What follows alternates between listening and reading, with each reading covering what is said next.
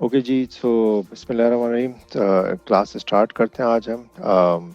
तो today we'll learn about the two things, जिनमें से एक है प्लेसमेंट ग्रुप और दूसरी है हमारे पास ईएफएस। ईएफएस का हमें प्रैक्टिकल भी करना है, डेमोन्स्ट्रेशन भी करनी है, but due to the shorter attendance in today's class, so we will do the experiment in the next class and in the next video as well, right? So placement group को सिर्फ हम पढ़ लेते हैं and we'll there's no experiment of this thing, demonstration इसकी नहीं है कोई. So what are the placement group? There are the two type of the placement group. One is the clustered placement group and other is the spread placement group. The clustered placement group, cluster a cluster placement group is a grouping of instances within a single availability zone. Placement groups are recommended for applications that need low network latency, high network throughput, or both. Only certain instances can be launched into a clustered placement group. ठीक है. Spread placement groups क्या होते हैं? वालेकुम अस्सलाम जी, सलमान साहब कैसे हैं? So just we started it out, तो आपके लिए मैं थोड़ा सा रिपीट कर देता हूँ, ठीक है? एंड बट वी हैव, चूँकि थोड़ा टाइम बहुत ज़्यादा हो गया था and we are not sure that whether you will join too. So placement groups के बारे में हम पढ़े थे, हम just repeating it again. So they are the two type of the placement groups, और इसका कोई एक्सेट हमारे पास हैंड्स ऑन एक्सप्लेन नहीं करेंगे हम लैब्स के अंदर. So one is the cluster placement group and another is the spread placement group. The cluster placement groups are the clustered placement group is a grouping of instances within a single availability zone.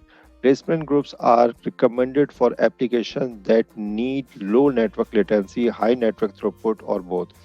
Only certain instances can be launched into cluster placement group. So basically क्या है कि जब आप instances launch करते हैं तो वो multiple different availability Jones के अंदर जो है वो लॉन्च होते रहते हैं, ठीक है? तो आप अगर चाहें तो उनको एक सिंगल अवेलेबिलिटी जोन के अंदर भी लेकर आ सकते हैं, ठीक है? If you put it into a clustered placement group, तो क्या होगा कि वो multiple placement group availability zone के बजाय एक सिंगल अवेलेबिलिटी जोन के अंदर लॉन्च होंगे. और ऐसे दो इंस्टेंसेस यानी जो कि जिनको आपस में कम्युनिकेशन करने के लिए लो नेटवर्क लेटेंसी और हाई नेटवर्क थ्रूपुट रिक्वायर्ड हो, ठीक है ना? तो उनको फिर हम एक सर्टेन प्लेसमेंट ग्रुप के अंदर हम जो रख ले, एक single placement. Whereas spread placement group is a group instances that are each placed on a distinct underlying hardware.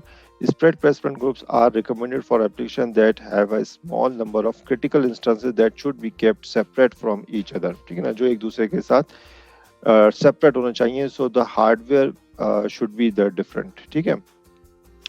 So there could be the some applications और कुछ ऐसी चीज़ें हो सकती हैं जहाँ पर क्योंकि हम तो जब इंस्टेंस क्रिएट करते हैं तो इट्स अ बेसिकली वर्चुअलाइजेशन. तो वर्चुअलाइजेशन का मतलब ये है कि वो वर्चुअल इंस्टेंस जो है किसी न किसी फिजिकल हार्डवेयर के ऊपर आ रहा होता है. तो हमें उस चीज़ को इंश्योर करने के लिए कि if there is any such application जहाँ पे हमें डिस्टिंक्ट हार्डवेयर के ऊपर जो है ना उसको होनी चाहिए डिफरेंट हमारे वर्चुअल इमेजेस या इंस्टेंसेस, तो फिर हम उसको स्प्रेड प्लेसमेंट ग्रुप के अंदर रखेंगे, ठीक है? So these are the just few important points regarding these things.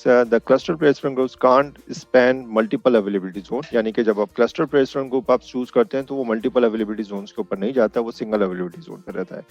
Spread placement group can, ठीक है ना, वो multiple availability zone के ऊपर होता है. A name can specify for a placement group must be a unique within the AWS account. ठीक है ना, जो भी आप placement group का नाम आप रखें वो AWS account में unique होना चाहिए. Only certain type of instances can be launched in a placement group. Compute optimized, GPU, memory optimized, storage optimized. ठीक है ना? तो इस तरह के जो instances हैं सिर्फ वही जा सकते हैं placement में, हर तरह के instance नहीं जा सकता. AWS recommend homogeneous instances within the placement. क्या मतलब है इसका कि homogeneous means कि अगर दो instances हैं उन दोनों same type के और होने चाहिए, otherwise there may be some issues in the problem. So this is what the AWS recommendation is.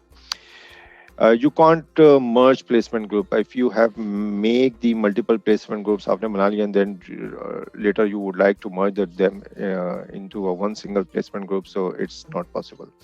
You can't move an existing instance into a placement group. जो जिस वक्त आप ये लॉन्च कर रहे हैं उसी वक्त आपको ये प्लेसमेंट ग्रुप डिसाइड करना होगा, बाद में आप प्लेसमेंट ग्रुप चेंज नहीं कर सकते क्योंकि वो लॉन्च हो चुका होगा.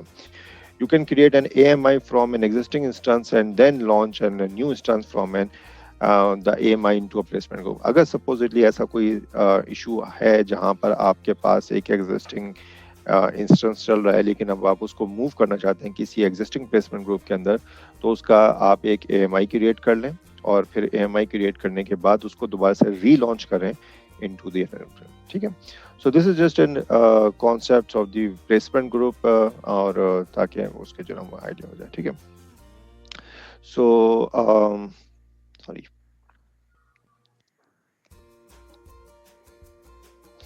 AWS कंसोल के अगर हम अंदर जाते हैं और हम on the left navigation bar if you just go and check in the network and security के अंदर, तो यहाँ पे आपको placement groups का ऑप्शन नजर आता है, ठीक है.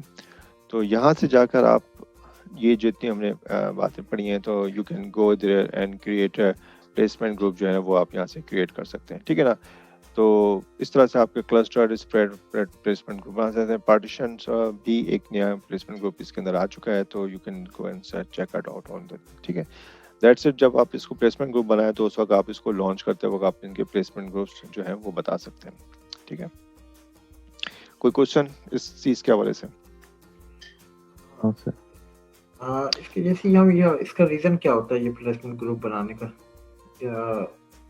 जी, जैसे कि मैंने जैसे बताया इसके अंदर कि ऐसी कोई एप्लीकेशंस हों जिनको बहुत ही जैसे दो सर्वर्स हैं और दो सर्वर्स जो हैं वो आपस में एक दूसरे के साथ सिंक्रोनाइजेशंस कर रहे हैं इंटरनली, ठीक है ना. So maybe you need an very high network throughput. तो अगर हाई नेटवर्क थ्रूपुट के अंदर अगर आप उसको एक हार्डवेयर जो है वो किसी और अवेलेबिलिटी जोन में है और एक हार्डवेयर किसी और अवेलेबिलिटी जोन में है, तो maybe there will be a network latency, ठीक है ना. और आप उसको चाहते हैं कि एक अल्ट्रा हाई किस्म की जो है ना वो एक एप्लीकेशन है जिसके अंदर थ्रूपुट चाहिए और उसको एक बहुत ही लो नेटवर्क लेटेंसी चाहिए, तो then you create an clustered placement group और उसको आप एक ही, ताकि फिर AWS उसको इंश्योर करता है कि वो एक ही अवेलेबिलिटी जोन में हो और एक ही डिस्टिंक्ट हार्डवेयर के ऊपर हो, ताकि उन दोनों के दरमियान में communication as low as possible हो सके, ठीक है. और जबकि स्प्रेड प्लेसमेंट ग्रुप के अंदर there may be the some cases जहां पर आपके पास रिक्वायरमेंट हो कि नहीं ये एक instance should be on one hardware, the other instance should be on other hardware. दो इंस्टेंसेस एक हार्डवेयर में नहीं चल सकते. मेरे पास कोई बहुत कोई एग्जाम्पल नहीं है इस तरह की चीज़ों की, जैसे यहाँ तो मैंने बताया कि शायद रेप्लिकेशन हो रही हो, ठीक है ना, ठीक है ना. लेकिन यहाँ जो है मेरे पास कोई ऐसा कोई गुड एग्जाम्पल नहीं है. मे बी कोई ऐसी एप्लीकेशंस हो जो कि मैक एड्रेसेस या फिर जो है ना या हार्डवेयर आईडी के, ठीक है ना, उसके बाद चल रही हो. सो इसलिए जो है ना वो इस तरह की चीज़ों को जो है होता क्या है कि AWS has been जो 2000 समथिंग क्या 6 में या समथिंग जो है जब लॉन्च हुए थे, तो उसके बाद से जैसे जैसे जो ऑब्जेक्टिव इनका ये है कि to move the on premises infrastructure to the cloud. So जैसे जैसे जब इनको they find out the customer needs and requirements, so they keep creating those things into their environment. उसी हिसाब से ना, जैसे कि हमने EC2 के अंदर हमने देखा था कि डिफरेंट टाइप्स होती हैं, तो वहाँ पे हमने देखा था कि फिजिकल हार्डवेयर भी ये प्रोवाइड करते हैं, फिजिकल डिस्टिंक्ट हार्डवेयर, ठीक है ना. तो वो क्यों प्रोवाइड किया जाता है? तो वो भी कहीं ना कहीं किसी ना किसी एप्लीकेशन की नीड होगी कि जी वो वर्चुअल एप्लीकेशंस पे चल ही नहीं सकती, बल्कि उसके लिए एक फिजिकल हार्डवेयर प्रॉपर जो है डेडिकेटेड रिक्वायर्ड है. तो फिर इसलिए उन्होंने फिर वो उसको भी लॉन्च किया उन्होंने. अभी रिसेंटली इन्होंने आपको पता है कि मैक जो है, मैक OS जो है वो इन्होंने लेकर आए, तो वो भी एक सिमिलरली रिक्वायरमेंट के पार्ट ही होंगे जिसकी वजह से ये दे कीप मूविंग अहेड, ठीक है. ठीक. Now come to the EFS जो कि हमें जिसका एक प्रैक्टिकल डेमोस्ट्रेशन भी करना था, लेकिन जो कि हम कल करेंगे इंशाल्लाह ताला. आज हम उसको सिर्फ पढ़ लेते हैं, छोटी सी चीज़ है. एंड अंडरस्टैंड इट के आखिर EFS हमारे क्या प्रॉब्लम सॉल्व करता है. So EFS is the Elastic File System. EFS is a file storage service for Amazon Elastic Compute Cloud. ठीक है ना? Instances. Amazon EFS is easy to use and provides a simple interface that allow you to create and configure file system quickly and easily. With Amazon EFS, storage capacity is elastic and growing and shrinking automatically as you add and remove files, so your application would have the storage need when they need it. ठीक है. इसके अंदर होता यह है कि मैं थोड़ा सा समझाऊं तो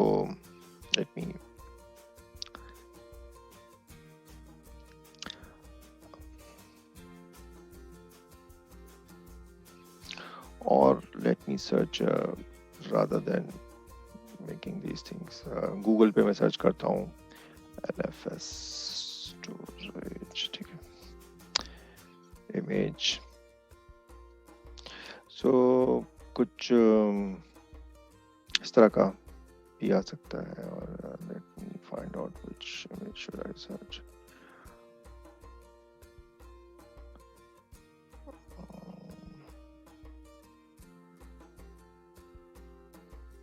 Okay. So ये हम इसको एग्जाम्पल को हम देख लेते हैं. यहाँ पे आप लोगों को होपफुली नजर आ रही होगी ये डायग्राम जो है. ठीक है. तो अब जो EFS है, EFS इज जो कि AWS के ऊपर EFS के नाम से है. Actually it is the NFS on the Linux system and it's something not new that AWS launched, but it is fairly old things which was available in the Linux operating system. ठीक है. और वहाँ पे इसको हम काफ़ी अर्से से use कर रहे हैं. तो AWS के ऊपर ये चीज़ जो लॉन्च की उन्होंने, तो NFS को, NFS is stand for the network file system. ठीक है. तो NFS को जो AWS पे उन्होंने लॉन्च किया वो EFS के नाम से लॉन्च किया इन्होंने. ठीक है. और यहाँ पर होता क्या है कि आपके पास जो यूज़ केस है वो फॉर एग्जांपल जो हमने लास्ट क्लास के अंदर जैसे लोड बैलेंसर वगैरह जो है हमने पढ़े, और उसके अंदर लोड बैलेंसर के अंदर हमने देखा कि एक सर्वर हमारे पास यहाँ था, सर्वर 1, और एक सर्वर 2 था. इस पे हमने कर दिया सर्वर 1 के ऊपर एक एप्लीकेशन है और जो HTML फाइल्स हैं, और उसी तरीके से एक एप्लीकेशन या HTML फाइल्स जो है वो यहाँ पर मौजूद हैं.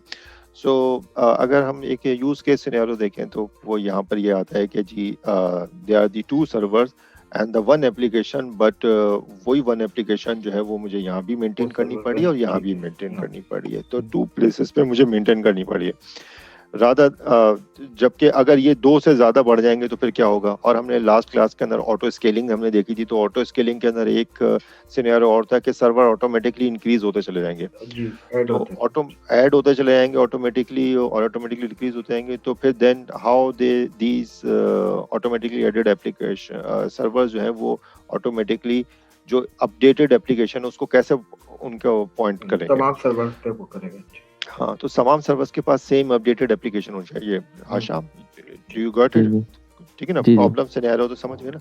तो उस प्रॉब्लम को रिजॉल्व करने के लिए हमारे पास क्या होता है कि हमारे पास सेंट्रलाइज्ड फाइल स्टोरेज सिस्टम होता है जिसको हम कहते हैं लिनक्स के अंदर हम कहते हैं NFS, नेटवर्क फाइल स्टोरेज, और AWS पे हम उसको कहते हैं EFS. ठीक है ना, इलास्टिक फाइल सिस्टम. और होता क्या है कि वो एक सेंट्रलाइज्ड फाइल स्टोरेज होता है, और वो सेंट्रलाइज्ड फाइल स्टोरेज होता है वो लिनक्स के ऊपर. विंडोज़ का मुझे नहीं श्योर है, सॉरी, मैंने कभी मेरे ख्याल से होता भी नहीं है विंडोज़ के ऊपर, सिर्फ लिनक्स के ऊपर, और लिनक्स के जैसे जो डिफरेंट ऑपरेटिंग सिस्टम है उनके ऊपर. तो वहाँ पर ये जो इलास्टिक फाइल सिस्टम है उनको यहाँ माउंट करा दिया जाता है. ठीक है. नाउ माउंट से क्या मतलब है? माउंट से मतलब है कि वो फाइल सिस्टम होगा तो रिमोटली, लेकिन वो बिल्कुल जब लिनक्स के अंदर, चूंकि आप लोग अभी लिनक्स का तो स्पेसिफिक कोर्स नहीं है, लेकिन लिनक्स में ये माउंटिंग का वर्ड एक स्पेसिफिकली यूज होता है कि वो आपके एक लोकल ड्राइव के ऊपर माउंट होता हुआ नजर आ जाता है. ठीक है. और वो लोकल ड्राइव के ऊपर जब माउंट होता हुआ नजर आ जाता है तो फिर आपकी तमाम एप्लीकेशन जो है वहीं पे मौजूद होती है. ठीक है. नाउ फॉर एग्जांपल के जैसे मैं यहाँ अगर बात करूँ तो जैसे हो गया हमारे पास सर्वर 1 हो गया. ठीक है. फिर उसके बाद हो गया हमारे पास जी सर्वर 2 हो गया. ठीक है. अब सर्वर 1 और सर्वर 2 के अंदर दोनों में हमारे पास यहाँ पे अपाची इंस्टॉल है, ठीक है ना, और यहाँ भी अपाची इंस्टॉल है, ठीक है। अब इसका जो ये जो अपाची सर्वर है, इसके जो डिफॉल्ट स्टोरेज डायरेक्टरी है वो होती है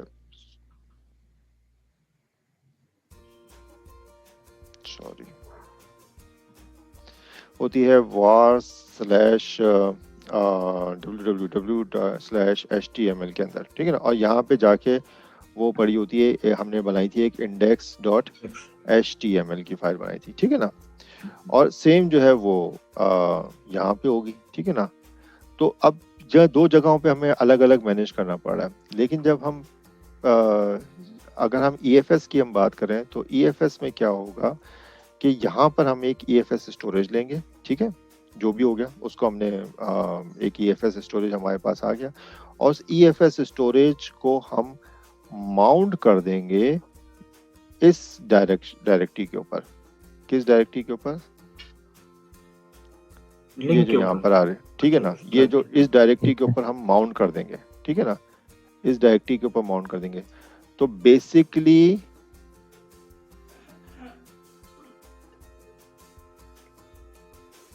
ठीक है ना, और index.html हमारे पास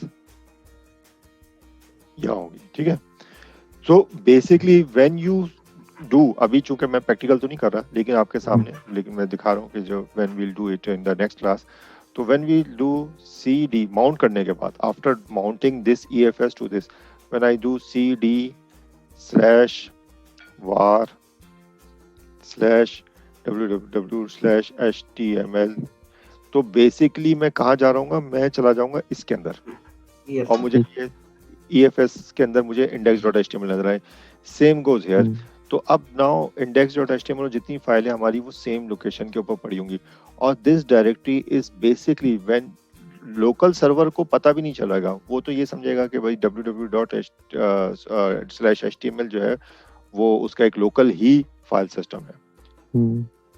लिनक्स को लोकल फाइल सिस्टम ही नजर आ रहा होगा, और वो उसको सेम फाइल सिस्टम। तो हम यहाँ पे जो भी चेंजेस करेंगे वो सारी की सारी चेंजेस सर्वर 1 में भी रिफ्लेक्ट होंगी, जो चेंजेस करेंगे सर्वर 2 में भी रिफ्लेक्ट होंगी, ठीक है। और ये जो है बिल्कुल जिस तरह से हमारे पास होता है क्या नाम है उसका, S3 जिस तरह से हम लेते हैं, तो हम कोई पहले से हम कोई स्टोरेज बुक नहीं करते, बल्कि ये एज पर दी स्टोरेज जो है हमें चार्ज करता रहता है। जितना हम स्टोरेज इसके अंदर डालते रहेंगे उतना हमें चार्ज करता जाएगा, ठीक है। So this is the benefit of the EFS, ठीक है। तो इसको अगर हम फर्दर में आगे थोड़ा सा बस छोटी सी एक चीज़ है कि support the network file system version 4, देखें वही यहाँ पे वही बात आ गई, NFS v4 प्रोटोकॉल है जो कि ये लोग यूज़ कर रहे हैं इसके ऊपर, बैकएंड के ऊपर। You only pay for storage what you use, यानी कि नो प्री प्रोविजन, पहले से आप इसके अंदर कोई बाय आउट नहीं करते स्टोरेज। जैसे हम EBS के अंदर जो है इलास्टिक ब्लॉक स्टोरेज, जो कि हम EC2 के इंस्टेंसेस बनाते हैं, तो उस वक्त हम पहले से बताते हैं कि 8 GB की ड्राइव लो, ये लो। लेकिन S3 के अंदर और NFS में हम प्री प्रोविजनिंग नहीं होती, ठीक है, जितना आप यूज करते हैं पे एज यू गो होता है, ठीक है। Can scale up to petabytes तक ये जा सकता है। Can support thousands of concurrent NFS connection, यानी कि थाउजेंड्स ऑफ कंकरेंट कनेक्शंस आप बना दें, उससे कोई फर्क नहीं पड़ता। Data is stored multiple availability zone within a region, एक रीजन के अंदर मल्टीपल अवेलेबिलिटी जोन के अंदर होता है। रीड आफ्टर राइट कंसिस्टेंसी है, यानी कि you can read immediately after right, ठीक है ना, और आप उसको पढ़ सकते हैं, ठीक है। तो this is what the EFS is. तो EFS को क्वेश्चन है तो पूछिए आप, ठीक है। तो नेक्स्ट क्लास के अंदर जो हमारे पास, यानी कि जो कल की क्लास है, उसके अंदर हमारे पास जो एक्सपेरिमेंट है वो एक बड़े इसी चीज़ को हम देखेंगे, एंड वहाँ पर हमारे पास 2 चीज़ों को हम देखेंगे। नंबर 1, एक तो हमारे पास ये होगा कि जो हम लास्ट प्रीवियस क्लासेस के अंदर हम रह गया था कि जब भी हमारा कोई न्यू इंस्टेंस क्रिएट हो, मिसाल के तौर पे अब ये सर्वर 1 है, सर्वर 2 है, ठीक है ना। अब हमारे पास एक ऑटो स्केलिंग के रहते हुए एक सर्वर अचानक से मतलब लोड बढ़ जाता है, और उसकी बाद जो है वो उस हमारे पास एक सर्वर और आ जाता है। तो ये सर्वर भी इसको कैसे पॉइंट कर रहा होगा। अब हमें एक ऐसा AMI बनाना पड़ेगा जिसके अंदर ये तमाम चीज़ें मौजूद हों कि अपाची इंस्टॉल्ड हो और ये सारी चीज़ें इसको पॉइंट कर रही हो और अपाची सर्वर ऑटो स्टार्ट हो रहा हो, राइट, ठीक है ठीक है ना। जी जी तो जो कि लास्ट क्लास में नहीं हो रहा था, हमें अपाचे सर्वर जाके खुद से स्टार्ट करना